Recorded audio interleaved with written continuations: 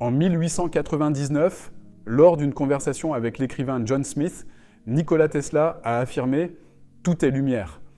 À travers cette interview, Tesla dévoile des découvertes fascinantes sur la nature de l'univers et son fonctionnement.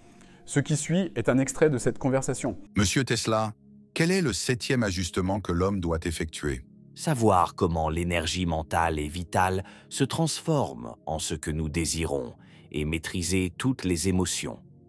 Les hindous appellent cela le Kundalini Yoga. Ces connaissances peuvent être acquises sur une longue période ou dès la naissance. Moi, je suis né avec la plupart d'entre elles. Elles sont étroitement liées à l'énergie sexuelle, la plus répandue dans l'univers. Le plus grand voleur de cette énergie et donc de la force spirituelle est la femme. C'est quelque chose que j'ai toujours su et dont j'ai été conscient. Je me suis façonné en une machine réfléchie et spirituelle. Monsieur Tesla, pouvez-vous expliquer votre idéologie? La vie a un rythme qu'il faut comprendre.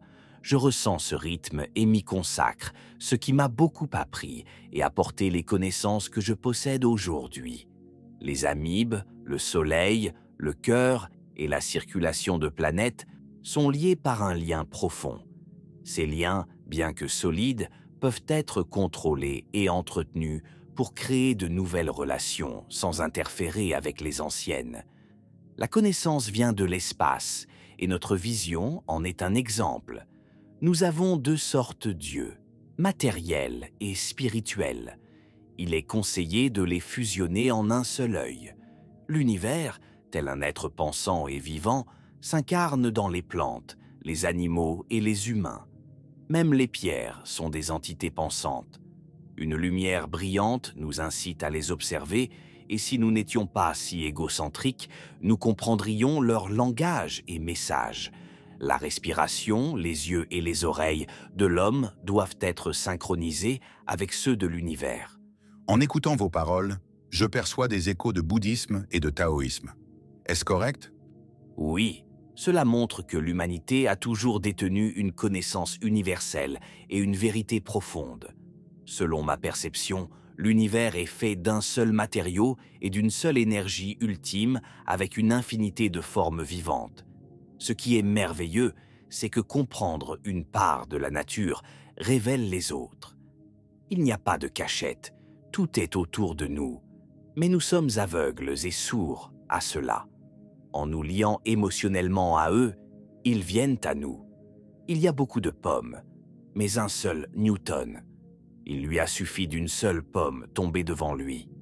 Cet extrait, bien que bref, révèle déjà beaucoup de l'interview de Nikola Tesla avec John Smith. Tesla disait que tout est lumière.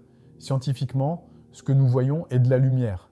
Lorsque nous ouvrons les yeux, nous recevons la lumière visible via notre iris et notre cerveau la convertit en images compréhensibles. Comme une télévision capte un signal et le convertit en image, notre corps reçoit des informations de la lumière visible et les traduit en images visibles dans notre cerveau. Nous ne captons qu'une infime partie de la lumière, entre 380 et 780 nanomètres. Les lumières en dehors de ce spectre, comme les rayons X ou les ondes radio, sont invisibles pour nous.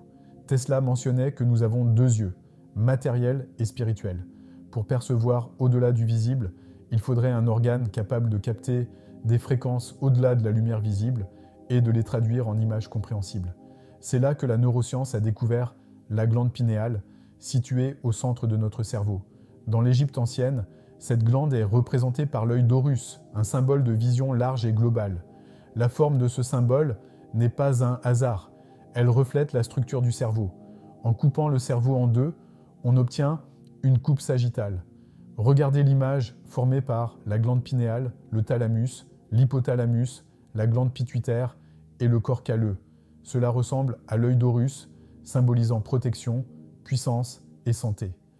Les Égyptiens comprenaient l'importance du système nerveux autonome et savaient qu'en activant la glande pinéale, ils pouvaient pénétrer dans d'autres dimensions. La suite de Fibonacci, apparente dans la nature, peut être superposée au cerveau pour révéler sa structure fractale. En commençant par la glande pinéale, cette formule révèle l'importance de cet organe central. les chercheurs ont découvert que la glande pinéale, lorsqu'elle est activée, peut capter des fréquences au-delà du spectre visible et les convertir en images compréhensibles, permettant à l'homme de percevoir une nouvelle réalité spirituelle. Tesla affirmait que nous avons deux yeux, matériel et spirituel, qu'il est conseillé de fusionner. En 2002, un article intitulé « New Crystal in the Pineal Gland » expliquait que la glande pinéale est un transducteur neuro-endocrinien sécrétant la mélatonine et contrôlant les rythmes circadiens. Elle contient des cristaux de calcite et en raison de leur structure, ils possèdent des propriétés piézoélectriques. Ces cristaux, lorsqu'ils sont activés, génèrent des champs électromagnétiques permettant de capter des informations invisibles à l'œil nu. La glande pinéale fonctionne ainsi comme une antenne recevant des fréquences et les convertissant en images. En associant les yeux matériels et spirituels, nous pouvons percevoir la réalité de manière globale. Tesla affirmait que l'homme a toujours détenu la connaissance générale et la vérité, et que l'univers est constitué d'un seul matériau et d'une seule énergie ultime avec une infinité de formes vivantes. Ce principe, trouvé aussi dans les écrits hermétiques d'Hermès Trismégiste, stipule que le tout est esprit, l'univers est mental. Notre conscience est ce qui nous relie à l'univers. Le tout se représente par la conscience universelle, Dieu, l'énergie universelle ou l'unité, liant tous les êtres vivants. Le principe de correspondance hermétique dit que ce qui est en haut est comme ce qui est en bas, expliquant que les échelles de vie des atomes aux planètes sont similaires. Les informations circulant entre les atomes sont les mêmes que celles circulant dans nos cellules et les planètes. Un changement à une échelle se manifeste sur les autres.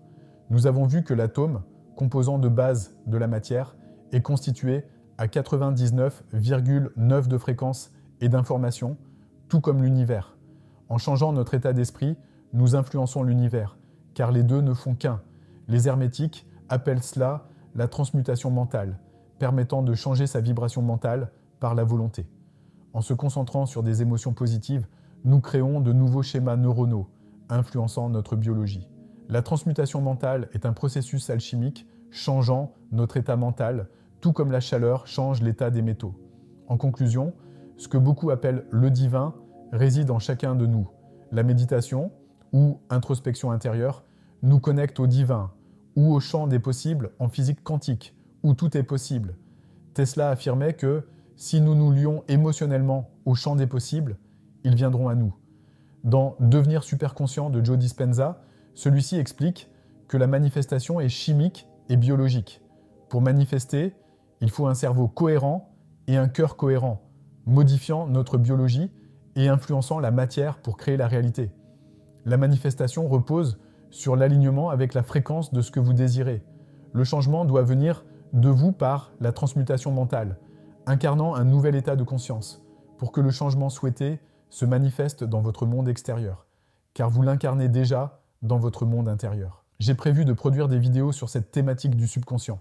Cliquez sur « J'aime » ci-dessous si vous souhaitez que je parle plus de cela sur cette chaîne et abonnez-vous pour ne rien manquer.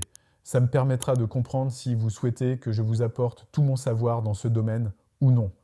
Je vous souhaite une magnifique journée. À bientôt.